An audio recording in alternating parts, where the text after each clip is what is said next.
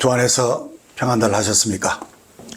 지난 메시지에서 우리는 새 예루살렘의 이 성의 본체와 기초석 그리고 문과 길에 대해서 살펴보았는데, 오늘은 이 새 예루살렘의 중심이라고 할 수 있는 성전과 보좌와 생명나무가 우리에게 주는 의미를 살펴보려고 합니다.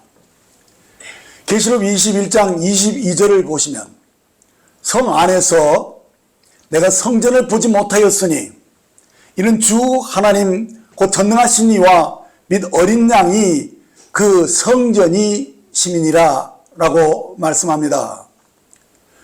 자, 여기서 우리는 새 예루살렘 안에는 성전이 없다라고 말하는 것을 봅니다. 그 이유가 무엇입니까? 이는 전능하신 주 하나님과 어린 양이 그 성전이 되기 때문이라고 말씀합니다. 구약에서 하나님의 장막은 장차 나타나게 될 하나님의 성전임을 미리 예시해 준 것이었습니다. 그러니까 21장 3절에 하나님의 장막이 사람들과 함께 있음에 하나님이 저희와 함께 거하십니다라고 말씀한 대로 이 새 예루살렘이 하나님의 장막에서 이제 성전이 되어서 거대한 성으로 확장되는 것을 보여주고 있습니다. 이 성은 삼면이 모두 똑같은 정육면체로 된 것으로서 이 성 전체가 이제 성전 내부에 있는 지성소로 확장된 것임을 우리에게 말해줍니다. 그러므로 이 성 안에는 성전이 없는 것입니다. 왜냐하면 전능하신 주 하나님과 어린 양이 곧 그 성전이 되었기 때문입니다.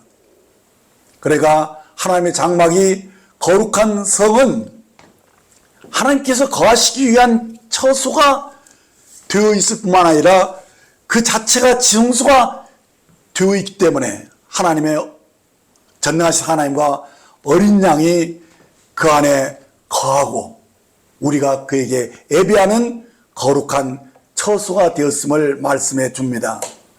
그러므로 새하늘과 새 땅에 지어진 이 새 예루살렘은 영원 묻도록 하나님과 사람 모두에게 상호 거처가 되어 주었음을 보여줍니다. 그렇습니다. 새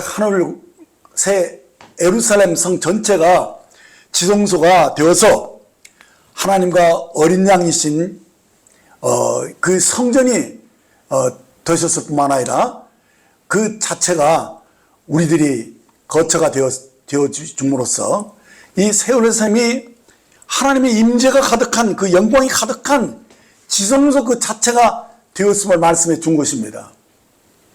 그러니까 지금까지 한 말을 우리가 아울러서 결론적으로 말씀드리면 이 새 예루살렘 성 전체가 하나님 자신의 영광을 그대로 드러내 주는 거룩한 성전 그 자체가 되었다는 것입니다.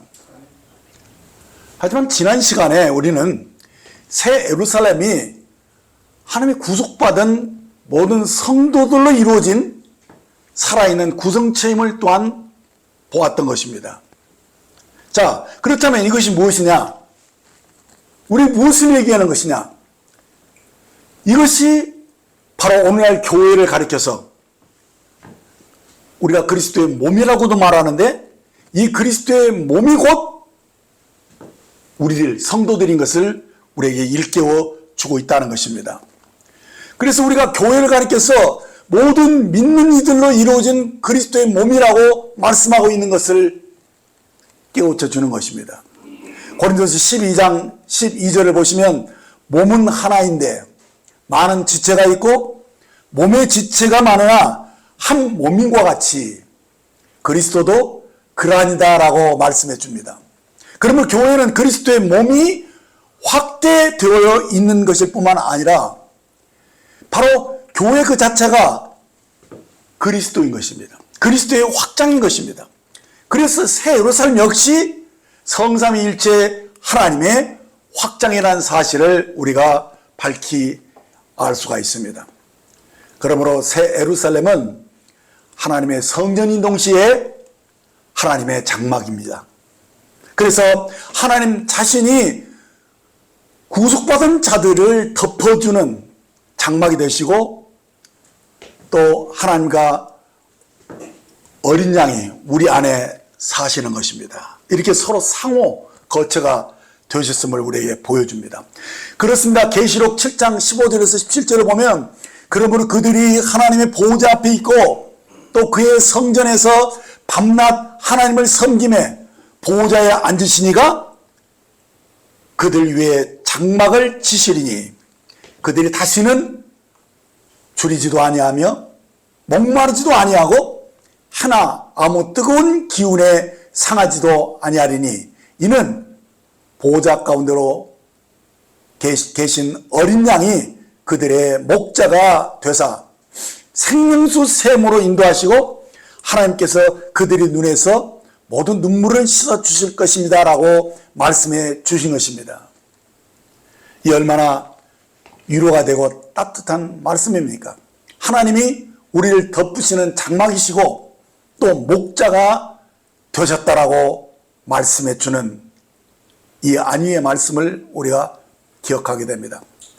그래서 이를 알고 있는 모세는 시편 90편 1절에서 주여 주는 대대에 우리의 거처가 되셨나이다 라고 하나님 자신이 우리가 사는 거처, 집이 되어서 우리의 안식처가 되어주셨음을 말씀해 주고 있습니다. 이렇게 하나님의 모든 구속받은 이들은 하나님과 어린 양의 성전이고 우리가 바로 하나님이 거처가 되고 또 우리가 하나님 안에 거하는 하나님이 우리의 장막이 되었음을 말씀해 주는 것입니다.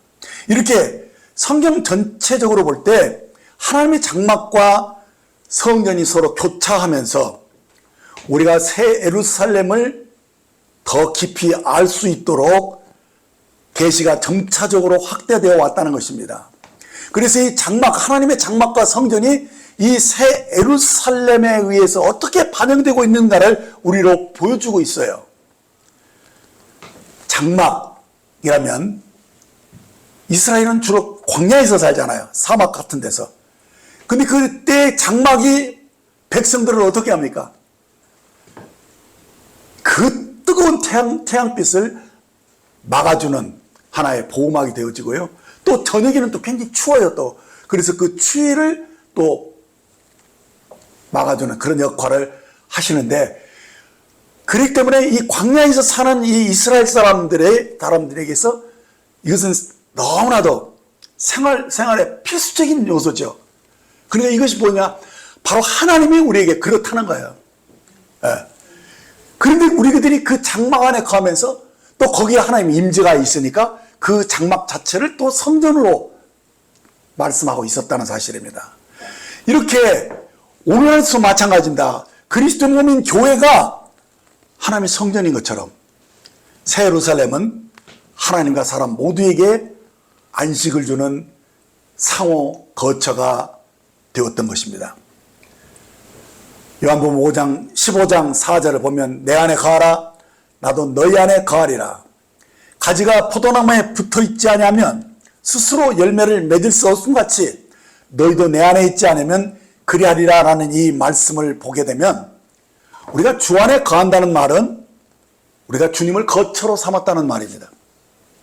또한 주님 역시 우리 안에 거하심으로써 우리가 주님이 상호 거처가 된 것을 말씀하는 것이죠. 그러니까 가지와 포도나무를 우리는 분리할 수 없잖아요. 다시 말하면 주님과 우리를 서로 분리할 수 없는, 이제 상호 연합되어진 존재로서 둘이 한 몸이 되었음을 말해주는 것입니다. 바로 포도나무와 가지는 따로 분리할 수 없듯이 부부가 한 몸이 되어 있는 것처럼 우리가 하나님과 하나 된 이치를 이 하나님의 장막과 성전을 통해서, 새 예루살렘을 통해서 우리에게 확인해 주는 것입니다. 그래서 새 예루살렘은 하나님과 우리를 따로 구분해서 보지 않는 것입니다. 우리가 하나님의 거함으로써 하나님이 우리 안에 계신다는 것입니다. 이것은 우리 부인할 수 없는 진리인 것입니다. 이것이 우리들의 실제인 것입니다. 하나님과 내가 하나로 연합되어 있다. 이 얼마나 든든한 사실입니까? 그러므로 우리가 어디 있든지, 집에 있든지 직장에 있든지 그 어디에 있든지 간에 하나님이 나와 함께 하신다라는 이 사실은 변하지 않는 것입니다. 그럼 우리가 그것을 의식하는 게 굉장히 중요합니다. 그럴 때 내가 하나님의 성전이 되는 것이고 하나님이 내 안에 거하신다 라는 이 사실이 우리 삶의 실제가 되고 능력이 되는 것입니다. 오늘 교회가 바로 그렇다는 것입니다. 교회는 그리스도의 몸입니다. 우리가 그 몸 안에 있다는 것은 그리스도가 내 안에 계시고 내가 그리스도 안에 상호 거처가 되어 연합된 존재로 있다는 사실입니다. 이처럼 우리가 섬기는 하나님이 우리의 성전이 되시고 우리가 그의 장막 안에서 보호를 받고 있는, 그래서 그의 생명의 공급을 받는 하나님의 건축이 되었음을 이 새 예루살렘이 우리에게 일깨워 주는 것입니다. 자, 이제 두 번째 새 예루살렘의 중심이 되는 하나님과 어린 양의 보좌에 대해서 살펴봅니다. 나라마다 한 나라의 중심은 당연히 중앙정부가 소지하고 있는 수도가 그 중심이 되는 것처럼 이 새 예루살렘의 중심은 당연히 하나님의 통치가 이루어지고 있는 하나님의 보좌가 있는 곳이 그 새 예루살렘의 중심이 된다는 사실입니다. 계시록 22장 1절을 보시면 또 내가 수정같이 밝은 생명수의 강을 내게 보이니 하나님과 및 어린 양의 보좌로부터 나와서 길 가운데로 흐르더라 라는 말씀을 봅니다. 여기서 생명수의 공급이 어디에서 흘러나온다고 말합니까? 하나님과 및 어린 양의 보좌로부터 나온다라고 말씀해 줍니다.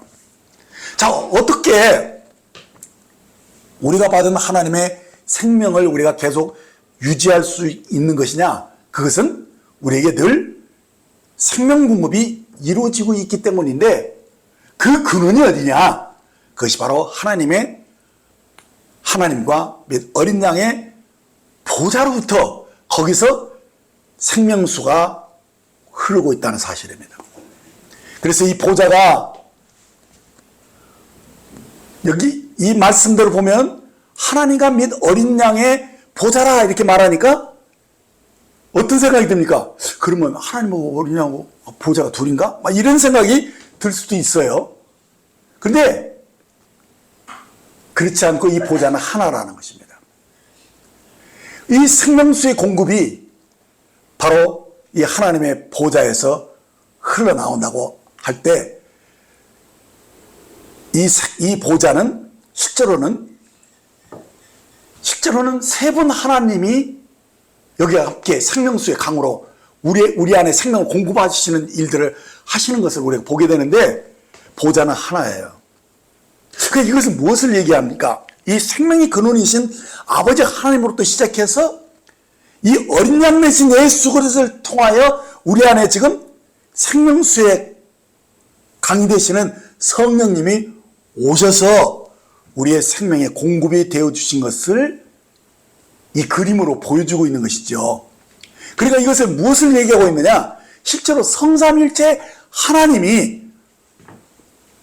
우리의 생명의 근원이시며 우리들의 생명의 공급처가 되시는 하나님의 통치, 곧 하나님의 보좌에서 그 생명수가 흘러나오고 있음을 우리에게 보여주고 있다는 것입니다. 그렇습니다. 우리를 구속하신 하나님이 그 보좌로부터 우리의 생명 공급을 위해서 생수의 강을 흘러나오도록 역사하는 것이 세 분 하나님이 한 하나님으로 나타나고 있는 모습을 보여주고 있는 것이죠. 자, 그래서 사실은 이 삼위일체를 우리들이 이성으로 다 이해할 수 있도록 말할 수 있는 언어는 거의 사실 없습니다. 그렇지만 이런 그림을 통해서도 우리가 지금 이 진리가 계시되고 있는 것이죠. 이 세 분 하나님의 하나로 그 보좌로부터 지금 이렇게 얼뜻 볼 때는 하나님과 및 어린 양이 보좌를 얘기하니까 보좌가 둘인 것 같지만 실제로는 하나잖아요. 그것이 가능한 것이 무엇이냐? 바로 삼위일체의 진리가 이 속에 있다는 것입니다. 계시록 21장 23절을 보시면 그 성은 해나 달의 비침이 쓸데없으니 이는 하나님의 영광이 비치고 어린 양이 그 등불이 되십니다라고 말씀해 주고 있는 것이 바로 여기서 하나님과 및 어린 양의 보좌가 실제로는 하나로 나타나고 있는 것을 증명해 주고 있는 구절이에요. 그러니까 여기 보면 하나님이 빛으로 비유되고 있는데 어린 양이 무엇으로 대비되고 있습니까? 등으로 말씀하고 있는 거예요. 자, 이렇게 빛과 등은 사실은 분리될 수 없죠. 빛이 있어도 등이 없으면 빛을 비출 수가 없죠.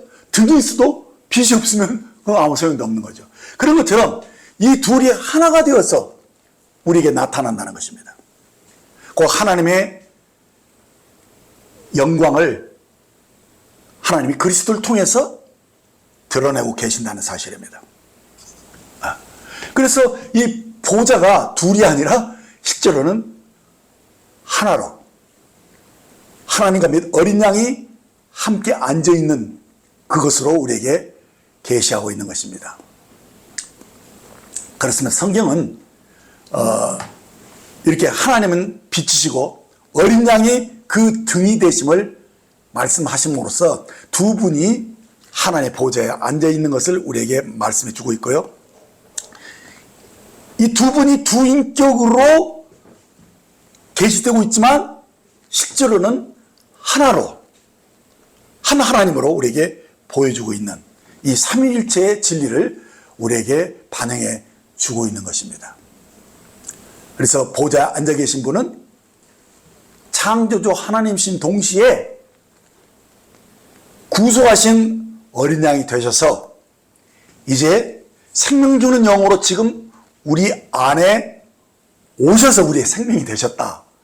이 사실을 이런 그림으로 우리에게 보여주고 영적인 그림으로 보여주고 있는 거예요. 그래서 하나님이 우리 안에 거처를 정하시고 또 우리가 주님 하나님 안에 있다는 이 놀라운 이 연합의 사실들을 이것이 진리고 실제라는 사실을 우리에게 말씀해 주고 있는 것입니다. 자, 이렇게 이 새 예루살렘의 중심인 하나님의 보좌는 생명의 유일한 근원이 되신 창조주 하나님과 그분 자신의 생명을 우리에게 주시기 위해서 구속하신 하나님의 어린 양의 모습으로 계시되면서 실제로는 생수의 강이 우리 속에 흘러서 성령 하나님이 우리 안에서 이 생명을 공급하시는 사실을 보여주신 것입니다.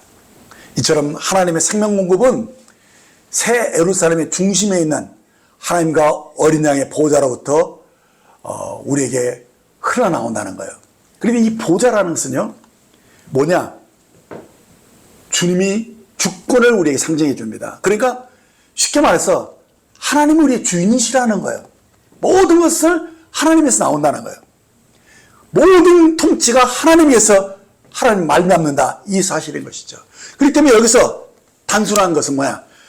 이 생명의 공급은 곧 그의 보좌에서 나온다는 건데 이 말의 뜻은 뭐냐? 모든 생명은 우리가 주님의 주님 되심을 인정하고 경배할 때 그 다스림 속에서 생명이 우리에게 공급되어지고 우리가 영생을 누리는 이 하나님의 통치가 온전히 이루어진다는 말씀인 것입니다. 자, 그렇다면 이제 보좌에 앉으신 이 구속하신 하나님께서 어떻게 그분 자신을 우리에게 생명으로 공급하고 있느냐, 이 사실들을 우리들이 봐야 됩니다.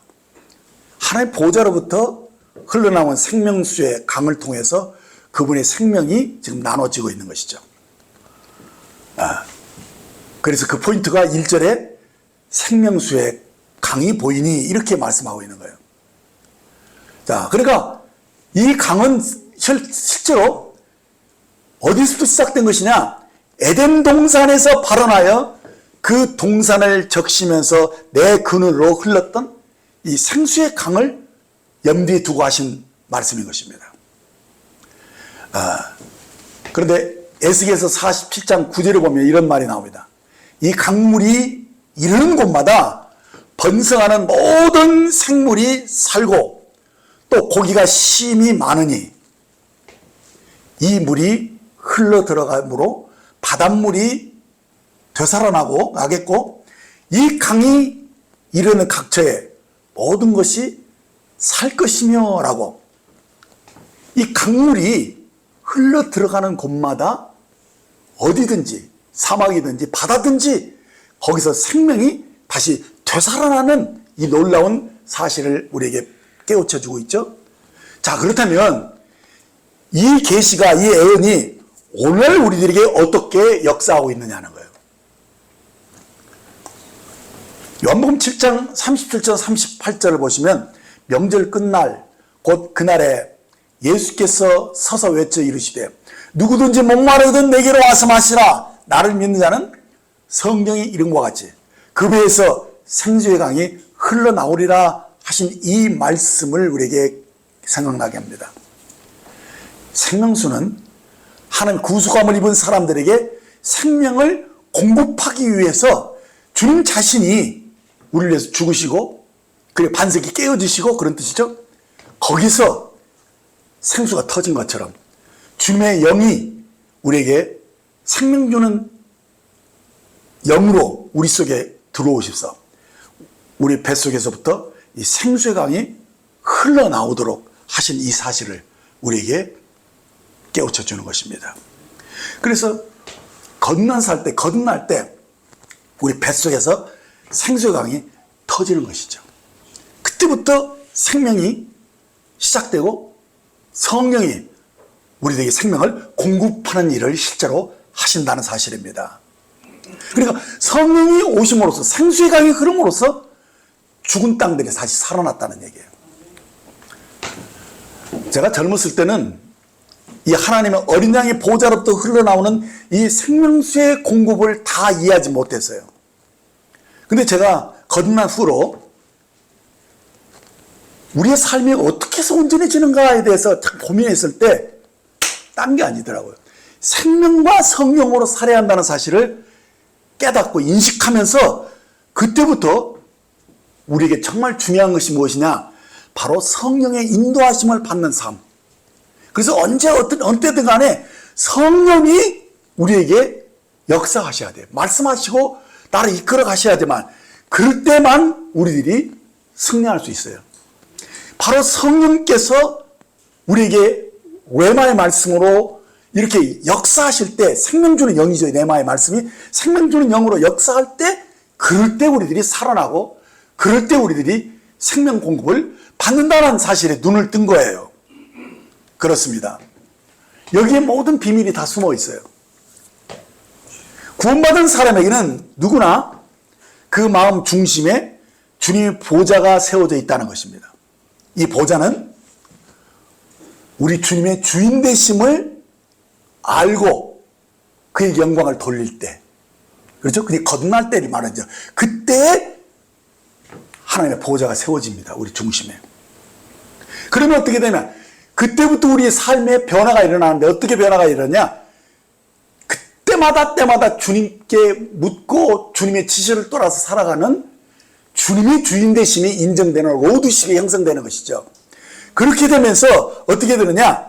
이제 우리들의 삶이 생명과 성령, 달리 말하면 성령의 음성을 듣고 그때그때마다 순종하면서 사는 그 삶이 시작되는 것을 말하는 거예요. 그게 우리 속에 보호자가 생겼다는 거예요. 그러게 되면 어떻게 되느냐? 우리들이 기쁨이 어디서 나오느냐? 우리가 주님께 순종했을 때 나와요. 정말 주님을 기쁘게 할 때 우리들의 삶에 희락이 있어요.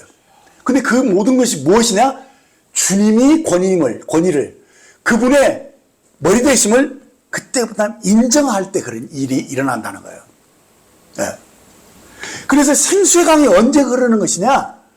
주님의 보좌를 인정하고 주님을 찬송할 때, 주님이 옳습니다 라고 인정했을 때, 내 뜻을 버리고 주님 뜻에 그대로 주님 뜻을 접수했을 때, 그때 생수가 확 흐르는 거예요.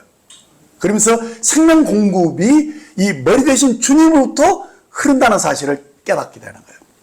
그래서 주님의 권위에 순종할 때 이 생수의 강이 흘러나는 거예요. 생명 공급이 그때 이루어지는 거예요. 보호자로부터 생명 주는 그 영이 우리에게 흘러 들어가서 우리가 은혜와 의의 생명이 우리에게 공급되어지는 것입니다. 로마서 5장 17절 말씀을 보시면 한 사람의 범죄로 말미암아 사망이 그 한 사람을 통하여 왕노릇하였은지야. 우리가 구원받기 전에 이렇게 살았다는 거죠. 그런데 더욱 은혜와 의의 선물을 넘치게 받는 자들은 어떻게? 한 번 예수 그리스도를 통하여 생명 안에서 왕노릇하리로다라고 말씀하신 것을 보게 됩니다. 바로 이것입니다. 우리가 주님의 생명을 넘치게 공급받는 그것이 우리가 하여금 은혜와 의의 선물을 넘치게 받게 됨으로써 그 생명 안에서 왕노릇할 수 있는 놀라운 은혜가 주어진다는 사실이에요. 그러니까 아까 말했던 그 보좌를 인정하고 거기서부터 생수의 강이 흘러나온다는 것을 인정하고 주님께 경배하고 주님께 감사할 때 그때 생수의 강이 우리 속에서 흘러간다는 사실. 근데 이 놀라운 이 비밀이 오늘 계시록 말씀에서 너무나도 리얼하게 그림처럼 우리에게 설명해 주고 있다는 거예요. 계시록 22장 1절과 2절 말씀을 다시 보면 또 그가 수정같이 밝은 생명수의 강을 내게 보이니 하나님과 및 어린 양의 보좌로부터 나와서 길 가운데로 흐르더라. 강 좌우에 생명나무가 있어 12가지 열매를 맺되 달마다 그 열매를 맺고 그 잎사귀들은 만국을 치료하기 위해서 있더라. 자, 여기 제가 AI에게 요 말씀을 가지고 좀 그림을 그려달라고 그랬어요. 그랬더니 AI가 제가 부탁한 대로 그림을 이렇게 그려주었어요. 그런데 정확하지는 않더라고요. 내가 지시를 잘못해서 그런지 하여튼 간에. 근데 굉장히 비슷하게 표현해 주었어요. 여기 그림 보면 이 생명수의 강은 새 예루살렘의 길 가운데로 흐르고 있음을 보게 됩니다. 근데 그 길은 어떤 길이냐? 순금으로 된 길이죠. 이것은 무엇을 뜻합니까? 우리의 신성한 본성을 상징하는 이 금길을 우리들이 순금길을 걷는다는 말인데, 이 순금으로 된 이 길을 걸을 때 어떤 일이 일어나냐? 거기에 생명수의 강이, 신성한 생명이 흐른다는 사실이에요. 바로 그 얘기죠. 그래서 이 구속받은 백성들이 매일의 삶 속에서 신성한 본성으로 행할 때, 내가 새로운 피조물이라는 사실을 인식하면서 나는 그리스도처럼 살 수 있어 라는 이 사실을 인식하고 사는 거예요. 그래서 오늘 큐티에도 제가 그런 걸 강조했죠. 바로 내가 지금까지는 옛사람이 세상 사람들이 사는 것처럼 평범하게 살았어요. 근데 이제는 내가 새로운 피조물이라는 걸 알게 되면 생명을 인식하는 거죠. 아, 나는 그리스도와 똑같은 생명의 그 본성을 가졌구나. 그렇기 때문에 나는 그리스도처럼 살 수 있어 라는 이 믿음을 구사하게 되는 거예요. 그러면서 그리스도가 하신 것처럼 사랑할 수 있고 용서할 수 있고 또 다른 사람을 섬길 수 있는 힘을 갖게 되는 거지. 그것이 뭡니까? 그것이 바로 거룩한 길이고 생명의 길인 것이죠. 그래서 이 거룩한 길, 생명의 길을 갈 때 어떻게 되느냐? 그 위에 생수의 강이 쭉 흐르는 거예요. 그래서 이 그림을 제가 볼 때 참 잘 그렸다고 봐요. 그 모트 보면 이 노랗게 이렇게 순금이 깔려 있는데 그 위에 물이 확 흐르고 있는 그림을 그려줬잖아요. 나 그 AI가 굉장하더라고요. 지시한 대로 그렇게 해주더라고. 자, 그러니까 이 길은 우리가 신성한 본성으로 행할 때, 곧 우리가 새 생명 가운데 행할 때 거기서 생수의 강이 흐르게 되고 하나님과 어린 양의 보호자로부터 생명수가 거기서 공급되어 가지고 강 좌우에 생명나무 실과가 맺히는 그런 장면들을 우리에게 보여준 거예요. 그러니까 한마디로 풍성한 생명 공급이 우리가 본성으로 생명과 성령으로 행할 때 그냥 따라오는 거예요. 그냥 그 공급이. 그래서 거기서 생명의 과일을 먹을 수 있는 그 놀라운 삶을 산다. 이것을 우리에게 보여준 것이죠. 자, 그런데 특별히 이 생명수의 강이 수정같이 막다라고 말씀했어요. 이 말의 의미는 뭐냐? 이 생명수의 강이 흐릿하거나 불투명하지 않다는 말이에요. 그러므로 생명수가 우리 안에서 흐를 때 어떻게 되느냐? 우리가 바로 순수하게 되고 투명해지는 은혜를 입게 된다는 것입니다. 이 말은 우리의 속사람의 영이, 우리 속에 있는 그 영이 실제로 선한 양심으로 나타나요. 그러니까 영이라고 하면 너무 막연한데 우리들이 이해할 수 있는 가장 쉬운 말이 뭐냐면 순전하고 깨끗한 양심. 그 양심이 기능하는 것이 영이 하는 일이거든요. 그래서 순수하고 정직한 그 영으로 반응하게 된다, 이게 말이에요. 자, 그래서 우리가 무슨 일을 이렇게 하려고 할 때 우리는 어떻게 됩니까? 주님, 제가 이것을 해야 할까요? 하지 말아야 할까요? 이것을 묻게 되잖아요. 그러니까 주님 보호자를 인정하는 것이니까. 그럴 때 내 영이 그것을 딱 감지할 수 있다는 거예요. 그 선명하게 주님의 인도하심을 받을 수 있는 것이 어디서 나오는 것이냐? 바로 순수해진 이 선한 양심. 그 양심으로 내가 반응을 하게 되면 그냥 알게 돼요. 그럴 때 우리 영이 어떻게 인도함을 받을 수 있는 것이냐? 어떻게 우리가 최선의 그 길을, 주님이 기뻐하시는 길을 갈 수 있는 것이냐? 그것은 바로 우리 마음이 청결하면 그냥 알게 돼 있어요. 그래서 주님이 마태복음 5장 8절에서 마음이 청결한 자는 복이 있나니 그들이 하나님을 볼 것이며 이렇게 말씀해 주셨다는 거예요. 그리고 사도 바울은 디모데전서 1장 5절 7절 말씀에서 이렇게 말했어요.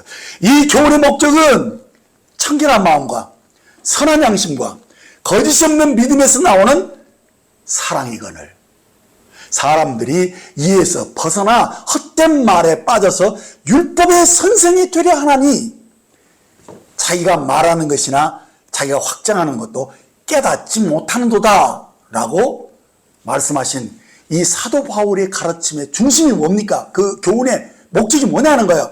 그것은 바로 우리들이 하나님 뜻대로 살려면은 성령 인도하심을 받아야 되죠. 근데 누가 성령 인도함을 받을 수 있느냐?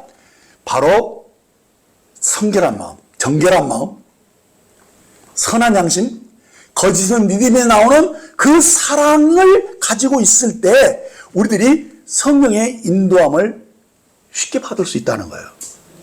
네. 그래서 이 청결한 마음과 선한 양심과 거짓 없는 믿음에서 나오는 이 사랑으로 우리가 살려고 할 때 그때 우리들은 분별력은 아주 투명해진다는 거예요. 그래서 바른 분별력은 무엇이냐? 바로 이 선한 양심에서 나오는 거예요. 거짓 없는 믿음에서 나온다는 거예요. 근데 많은 사람들은 막 말씀을 막 분석해보고 막 해서 이렇게 막 해서 공부를 통해서 하나님 뜻을 찾으려고 하는데 그건 아니에요. 그렇죠? 그래서 성경을 분석해서 나오는 판단력보다 더 선명한 것은 무엇이냐? 수정같이 맑은 생명수의 강이 우리의 마음을 적시고 흐를 때, 그럴 때 우리가 어떻게 살아야 되는가를 너무 선명하게 인도함을 받을 수 있다는 것입니다. 그래서 우리는 이렇게 기도합니다. 오 주님, 저희가 자기 유익을 쫓는 사견을 내려놓게 하시고 오직 주님을 사랑하고 주님이 기뻐하는 뜻을 구하기를 간구합니다. 이 시간 주님의 주인 되심을 선포합니다. 내 마음의 보호자에 앉으신 주님이 내 마음을 지켜주십시오. 지각이 뛰어나신 하나님의 평강으로 제 마음과 생각을 지켜주십시오. 저에게 수정같이 밝고 투명한 분별력을 주옵소서라고 기도할 때 어떻게 되느냐? 우리의 선한 양심, 거짓 없는 믿음을 통해서 이 생수의 강이 쫙 흐르면서 막힘없이 생수의 강이 우리 속에 들어오게 되는 것을 봅니다. 그게 바로 능력이고 생명이에요. 네. 그것을 값없이 우리에게 주어진다는 그것이. 그렇죠? 그래서 이 생명수가 값없이 우리가 주어지고 마실 때 우리 어떤 결과가 일어나느냐? 강 좌우편에 자라나는 이 생명나무 과실을 달마다 먹을 수 있게 된다는 얘기예요. 예. 자, 이것이 바로 하나님이 태초부터 우리에게 주시려고 예비하셨던 생명 과실, 그것을 먹는 비결이죠.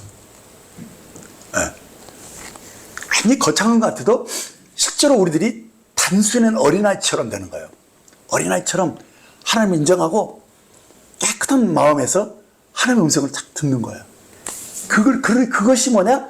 우리로 하여금 생명나무를 먹을 수 있는 그 길로 담대히 들어가게 하고 거기서 우리들이 풍성한 열매를 먹고 우리들이 새로워질 수 있는 그 은혜를 이 그림으로, 우리의 영적인 그림으로 보여준 거예요. 자, 이것이 바로 태초부터 하나님 우리에게 주셨던 생명 과실입니다. 그러나 이것이 어떻게 막혔어요? 사람이 타락했을 때 그 문이 탁 닫혔어요. 천사들이 두루건 도는 화양검으로 그것을 딱 지키고 근접하지 못하게 만들었어요. 그런데 어떻게 이 문이 열렸습니까? 바로 그리스도가 그 몸을 찢으심으로써 성전의 휘장이 찢어지고 지성소와 성소가 갈라지면서 이제 우리로 하여금 하나님의 임재 안에 들어갈 수 있는 그 길을 그분이 열어놓으셔서 이제 우리가 그 임재 안에 들어가서 그 속죄소로부터 들리는 음성을 듣는 것이 바로 오늘 이 말씀의 그 보좌에서 하나님의 생수가 흘러나와서 우리를 새롭게 하는 그 그림을 똑같이 보여주고 있는 거예요. 네.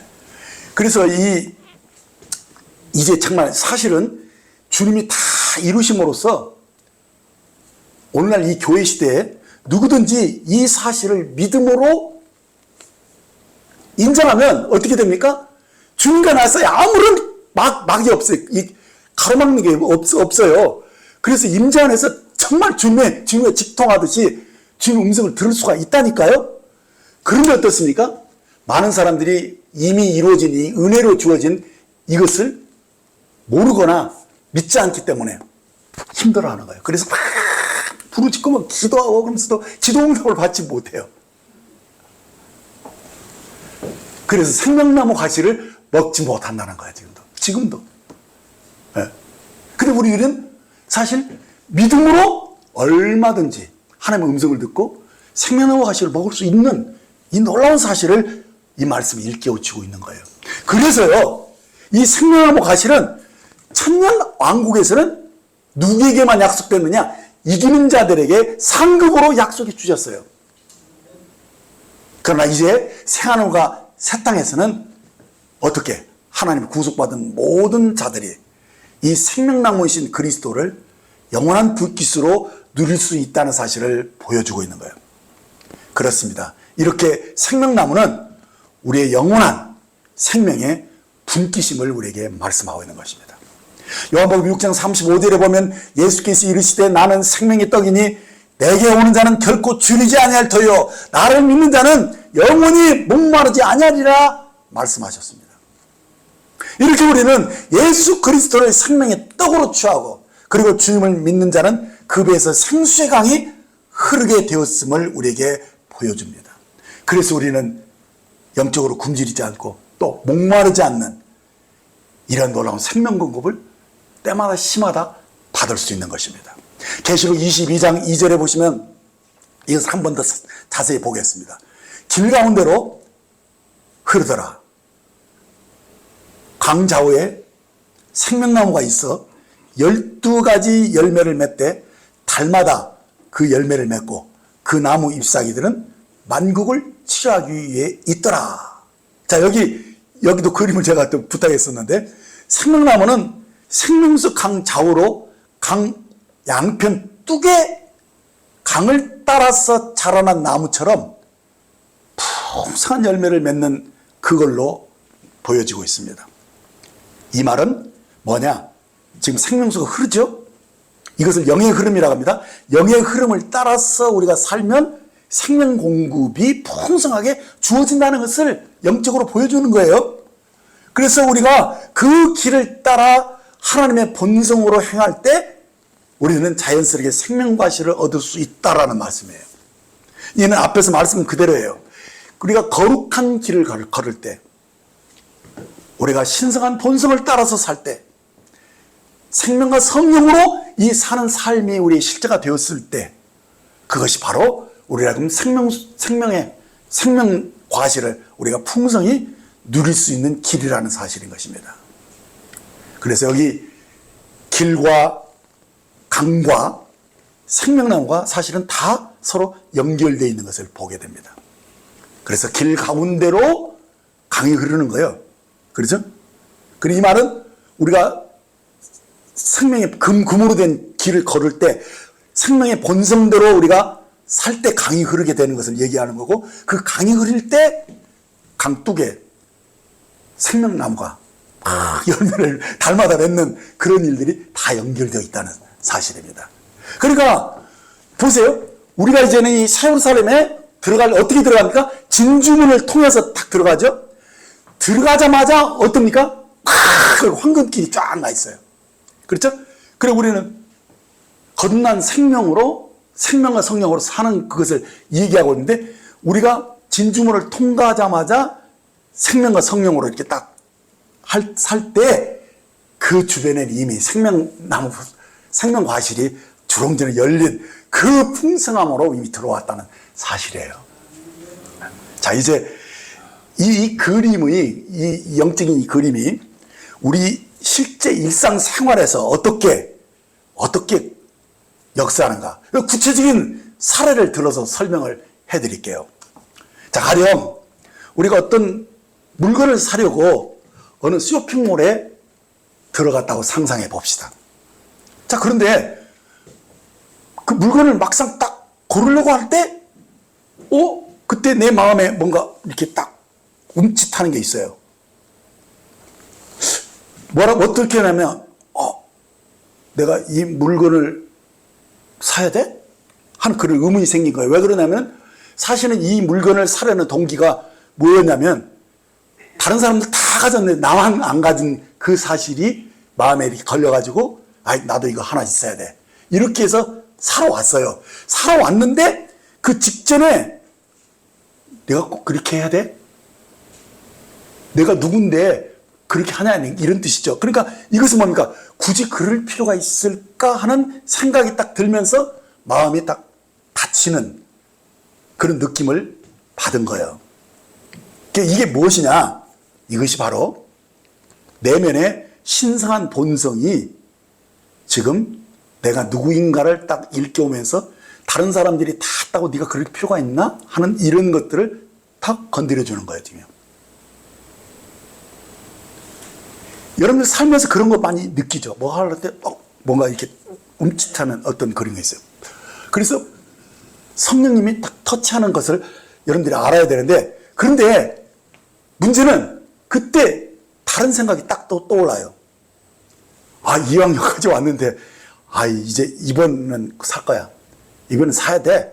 이렇게 하는 생각이 딱 드는 거예요. 올해부터 이게 사고 싶었던 마음도 있었잖아요. 그리고 그것을 딱 사려고 해서, 그런데 또 한편으로서는 또 그것을 딱 제재하는 어떤 그런 생각이 또 이렇게 해서 둘이 딱 이렇게 갈등을 일으키죠. 그런데 또 한편으로 말하면은, 오늘만큼 읽으면 내가 살 거야 하면서 결국은 그 물건을 샀어요. 그리고 돌아왔는데 문제는 마음에 그것이 얹힌 거예요. 즉시 잘못했다는 것을 알게 되고, 그래서 그 마음에 막힌 것처럼 답답해짐을 느꼈다는 거예요. 자, 그래서 주님께 자신의 잘못을 자백하려고 했는데 심지어 기도조차도 막힌 것을 느꼈어요. 자, 이게 무엇이냐? 이것은 우리가 이 신성한 본성으로 살지 않고 육신의 생각으로 행할 때 우리 속에 생명의 흐름이 막히게 되어 있는 것을 보여준 거예요. 자, 그런데 반대로요. 내 마음이 어떤 세미한 음성이 딱 들렸을 때 그 쇼핑몰에서 육신이 이미 그것을 사려고 갔지만은 그 물건을 딱 사지 않고 그 음성에 아멘, 그만두겠습니다 하고 거기서 그 물건을 두고 나왔다면 이 사람이 어떻게 하는 것입니까? 바로 정금의 길을 계속 걷는 것을 알게 된다는 거예요. 그래서 이 정금으로 계속 순금으로 된 길을 걸을 때 어떻게 됩니까? 생수의 강이 흐른다고 그랬잖아요. 그렇죠? 그래서 이 자기 속에서 놀라운 기쁨이 확 밀려오고 마음의 평안함이 쫙 역사합니다. 그래서 이 속 사람이 굉장히 강건해지는 거예요. 아, 잘했다.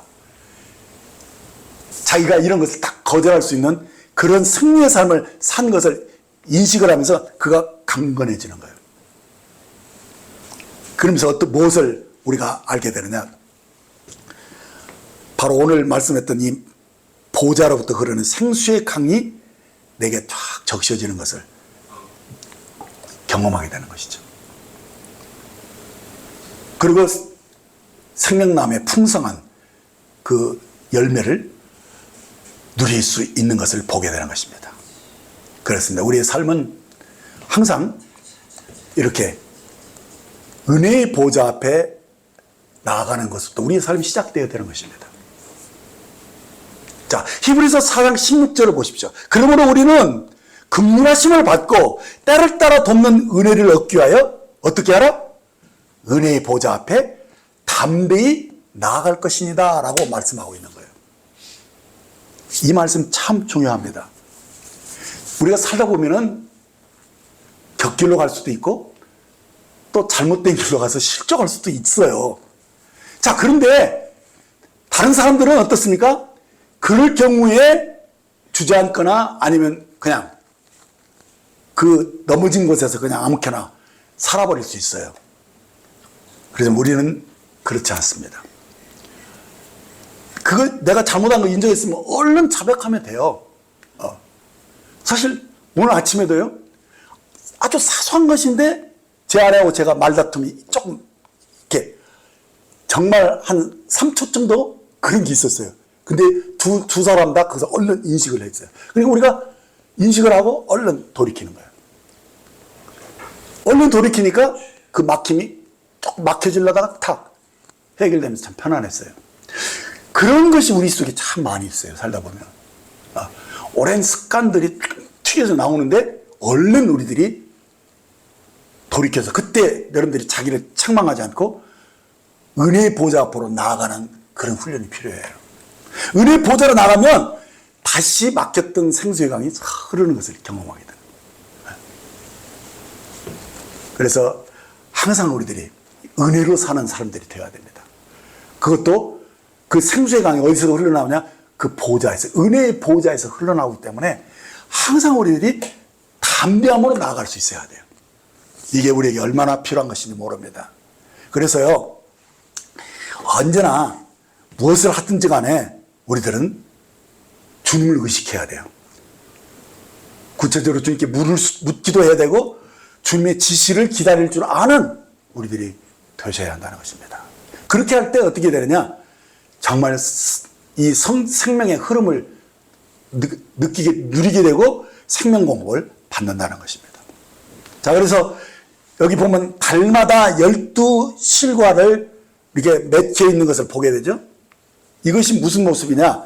새하늘과 새 땅에도 하나님의 다스림으로 풍성한 삶이 있음을 우리에게 보여주는 것입니다.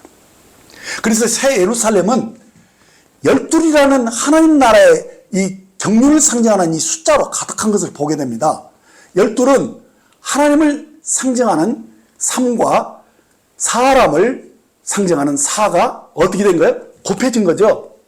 그래서 12이라는 숫자가 나왔어요. 12은 바로 하나님 나라의 그 경륜을 가리키는 숫자인데 그것은 바로 온전하다는 거예요. 그것은 풍성하다는 거예요. 거기에는 충만함이 있다는 거예요. 그래서 이 새 예루살렘은요, 12사도의 이름을 가진 12기초석과 12지파의 이름을 가진 12진지문과 그리고 생명나무도 12과실이 맺혀 있는 것을 우리에게 보여주고 있어요. 이게 하나님 다스림 속에 있는 것이죠. 그러므로 예루살렘은 공간적으로 볼 때도요, 성 본체는 길이와 폭과 높이의 크기가 모두 12의 1000배, 그러니까 12000 스타디오로 돼 있어요. 그리고 그 성벽은 12의 12배가 곧 144 규비스로 되어 있다는 거예요. 또 시간적으로 볼 때도요, 새하늘과 새 땅에는 매년 12달이 있고요, 또 낮 12시간과 밤 12시간이 있어요. 이렇게 새하늘과 새 땅은 하나님과 사람의 연합을 상징하는 12로 이루어졌어요.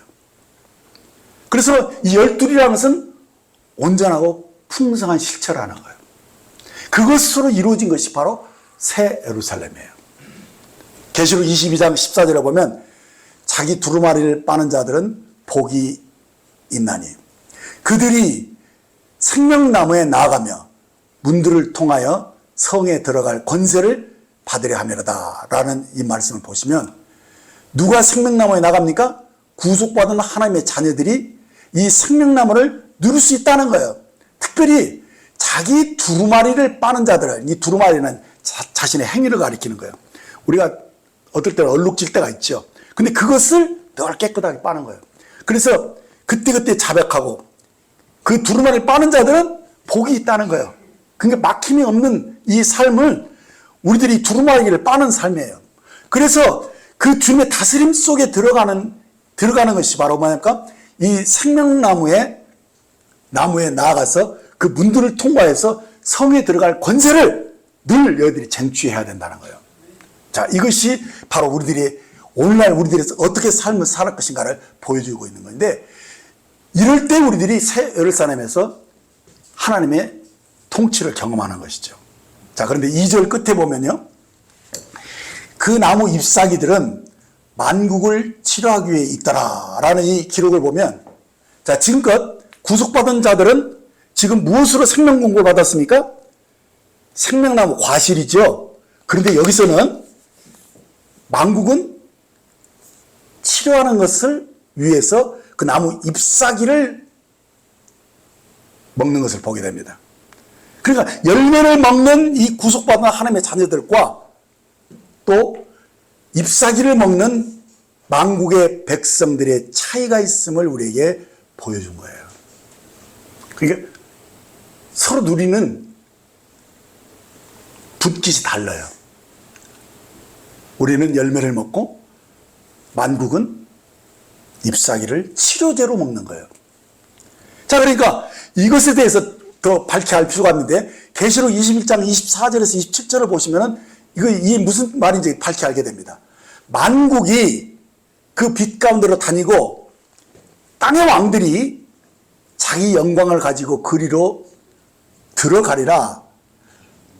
낮의 성문들을 도무지 닫지 아니하리니 거기에는 밤이 없음이라. 사람들이 만국의 영광과 존귀를 가지고 그리로 들어가겠고, 무엇이든지 속된 것이나 가증한 일 또는 거짓말하는 자는 결코 그리로 들어가지 못하되 오직 하나님 어린 양의 생명책에 기록된 자들만 들어가리라 라는 이 말씀을 보면, 이 새하늘과 새 땅에 우리가 돌아가게 되면 어떻게 됩니까? 애창조의 모든 것이 다 합쳐지고 모든 만물이 새롭게 된다는 것입니다. 그 중에서 가장 놀라운 것은 이 거룩한 성 새 예루살렘이 하나님께로부터 하늘에서 내려오는 거예요. 어디로? 새 땅으로. 근데 그 예비한 것이 신부가 남편을 위하여 단장한 것 같더라 이렇게 말씀했죠. 자, 그런데 이 성을 그래서 거룩한 것이에요. 거룩하다는 것은 아무나 함부로 들어올 수 없는 것이라는 말입니다. 오직 누구만 들어갑니까? 어린 양의 생명책에 기록된 자들만 들어간다라고 특별하게 말씀했고, 그래서 이것은 선별된 것이라는 거예요. 아까도 보았지만 그 모양이 이 성전의 지극히 거룩한 지성소 모양을 가졌기 때문에 그 성 자체가 하나님의 성전이에요. 전능하신 하나님과 어린 양이 그 성전이 되셨다 이렇게 말씀하고 있잖아요. 그러니까 새 예루살렘이 얼마나 영광스러운 곳입니까? 그래서 구별되어 있다는 거. 누구만 들어갑니까? 어린 양의 그 생명책에 기록된 사람만 들어가 있는 거예요. 그렇죠? 그러면 뭐냐? 여기 나오는 이 왕들은 누구냐? 왕들은 성 밖에 있는 사람들이에요. 그럼 도대체 이들은 뭐냐? 이들은 22장 5절에 보면 다시 밤이 없겠고 등불과 햇빛이 쓸데없으니 이는 주 하나님이 그들에게 비추심이라. 그들이 세스토록 왕노릇하리로다 하느니 이 말씀을 우리가 비춰서 볼 때 우리는 그 왕들을 다스리는 왕이 되는 것이고 지금 이 예루살렘 성 밖에 있는 이 왕들과는 구별된 것을 우리에게 보여주고 있어요. 그래서 21장 24절에서 만국이 그 빛 가운데로 다닌다라고 한 것을 보게 되면 이게 무슨 말이냐면 성 밖에 있는 사람들도 이 새 예루살렘의 그 찬란한 그 빛으로 밖에서 하는 거예요. 네. 그래서 그 빛 가운데로 다닌다고 그랬어요. 그러니까 이제 정리해서 보면은 이들이 누구냐? 지금 이 시대의 끝에 해당되는 이 여섯째와 일곱째 나팔의 재앙이 일어날 때 많은 사람이 죽습니다. 그러면서 이제는 이 세상 나라가 우리 주 그리스도의 나라가 되어지면서 천년왕국이 되죠. 그래서 이 천년왕국이 되어질 때 그래도 이 땅에 살아남은 사람들이 많다는 거예요. 그러면 그들이 어떻게 되냐? 그들이 그냥 다 천년왕국이 들어가냐? 그렇지는 않아요. 마태복음 25장 31절에서 33절까지 보면은 인자가 자기 영광으로 모든 천사와 함께 올 때 자기 영광의 보좌에 앉으리니 모든 민족을 그 앞에 모으고 각각 구분하기를 목자가 양과 염소를 구분하는 것 같이 하여 양은 그 오른편에 염소는 왼편에 두리라. 이 하신 말씀대로 이제 양으로 인정을 받은 사람들이 천국 왕국의 백성이 되는 것입니다. 물론 이들은 이 신약에 믿는 이들, 곧 우리들처럼 구원받고 거듭난 자들은 아니에요. 다만 하나님이 창조하신 분임을 인정할 때 그들이 모든 만물이 회복될 때 본래 상태로 회복된 자들이에요. 그래서 거듭난 후에 우리들은 모든 시련을 견디면서 보석으로 바뀌어지면서 새 예루살렘에 들어가잖아요. 그들만, 새 예루살렘에 들어간 그들만, 보석으로 바뀌어서 성벽으로 지어진 그들만 그리스도와 함께 왕노릇하는, 그래서 왕으로 여기서 다스린다는 말이 나오는 거예요. 네. 그리고 거기에 들어온 사람이 또 있는데 누굽니까? 구원받은 이스라엘의 남은 자들. 이들은 무엇이 됩니까? 제사장이 되는 거예요. 그래서 천년왕국에 이렇게 들어온 백성들을, 하나님을 경외하는 것들을, 법을 가르쳐주고 그들을 섬기는 제사장들이 있어요. 자, 그런데 그래서 이 천년왕국 동안에 어떻습니까? 하나님 그리스도의 통치가 이루어지잖아요. 그런데 마지막 부분에 어떤 일이 나옵니까? 백성 중에 일부가 마귀의 미혹을 받아가지고 반역하는 일이 있고 하루에부터 불이 내려와서 그들을 삼킵니다. 그 나머지 그들이 바로 새 땅으로 옮겨져서 그들이 새 예루살렘 성 주변에 머물러 사는 거예요. 그렇지만 그들은 성 밖에 사는 거예요. 그 예루살렘 성에 비치는 그 빛 아래서 사는 만국이 있음을 우리에게 보여주는 거예요. 계시록 21장 3절 4절을 보면 내가 들으니 보좌에서 큰 음성이 나서 이르되 보라 하나님의 장막이 사람들과 함께 있음에 하나님이 그들과 함께 계시니 그들은 하나님의 백성이 되고, 여기 하나님의 백성이 언급되고 있어요. 그죠? 하나님은 친히 그들과 함께 계셔서 모든 눈물을 그 눈에서 닦아주시니 다시는 사망이 없고 애통하는 것이나 곡하는 것이나 아픈 것이 다시 있지 아니하리니 처음 것들이 다 지나갔습니다 라는 이 말씀이 누구를 위한 말씀이냐? 바로 새하늘과 새 땅 시대에 새 땅에 들어온 하나님의 백성들, 이들이 누리는 은택, 축복의 말씀인 것입니다. 물론 우리들은 새 예루살렘의 본체인 우리들은 뭐 여기에 두말할 것도 없고요. 이들에게도 이런 놀라운 은혜가 베풀어진다는 거예요. 그리고 우리처럼 거듭나서 여기서 혼의 구원을 일어나가면서 고난도 받고 그러면서 주님을 기다리면서 몸의 구속까지 이루어진, 그래서 영광에 참여한 자들은 아닐지라도 그래도 이들이 어떻게 되느냐? 만물이 회복될 때 회복된 사람이에요.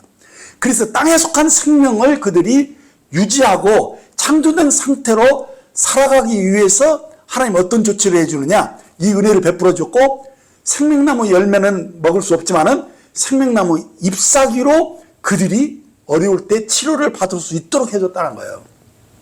자, 그래서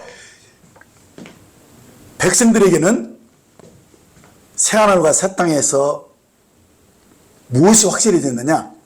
죽음이 없어지게 된 거예요. 그래서 더 이상 눈물이나 슬픔이나 고통이 없는 이 은혜를 저들도 입었다는 사실이에요. 참, 그러니까 새하늘과 새 땅, 우리들은 새하늘에 속해 있고 이들은 새 땅에 들어간 사실들을 우리에게 보여주고 있는 것이죠. 그래서 이 신성한 영광이 가득한 이 새 예루살렘의 그 비춤 아래서 그들도 어둠 안에 있지 않는 그런 놀라운 삶을 살고 있다는 거예요. 계시록 21장 24절 25절에 보면 만국이 그 빛 가운데로 달리고 땅의 왕들이 자기 영광을 가지고 그리로 들어가리라. 낮의 성문들을 도무지 닫지 아니하리니 거기에는 빛이 없습니다 라고 말씀해 줍니다. 자, 여기서 땅의 왕들은 이 새 땅 안에 있는 나라들의 왕들입니다. 여기서 땅의 왕들이 자기 영광을 가지고 들어가리라 하는 이 말은 무슨 말이냐? 하나님과 어린 양의 보좌에 나와서 경배하기 위해서 그들이 귀중히 여기는 정성을 담은 애물을 가지고 들어오는 것을 보는 거예요. 지금 그 장면이에요. 자, 그래서요, 참 여기서 우리는 놀라운 것을 깨닫게 되는데, 야, 이들이 받은 영광도 대단하지만 우리들은 이들과 또 다른 차원의 삶으로 들어갔잖아요. 그러니까 우리들이 왜 그들과의 차이가 있냐면, 우리는 이 땅에 살 때 거듭났을 뿐 아니라 고난을 받았다는 거예요. 이 고난을 견디면서 보석으로 변화되었기 때문에 새 예루살렘에 들어간 거예요. 그렇죠? 그러나 그들은 달라요. 다만 천년왕국의 백성으로 돌아왔다가 또 한번 걸러내서 새 땅에 들어온 백성들이거든요. 근데 그들도 더 이상 사망이 없는 그 정말 놀라운 약속, 이 계시록의 이 약속들을 이들도 다 받았어요. 그렇지만 우리들이 그들을 다스린다는 거예요. 그 차이예요. 그냥 엄청난 차이죠.